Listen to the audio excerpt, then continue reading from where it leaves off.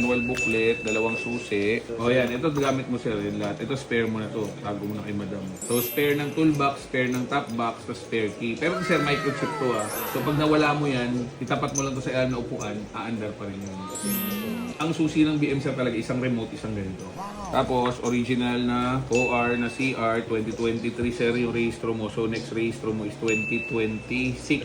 Tapos ito na yung open bid. Tapos the rest nila sir, puro mga resibo na from brand new, PMS niya. Ito yung huling PMS niya sir, February 17, 2024. Kaya dapat ngayon sir, February 17, magpa-PMS ka na. May Xerox na nila sa top box eh. Sa top box mo sir, magdadala ka receipt, ay Xerox nito, tapos Xerox nito, tapos pirmahan mo. Para kung sakaling kasi hindi sa'yo nakapangalan to sir, o may didog sa'yo na sulatan mo na lang.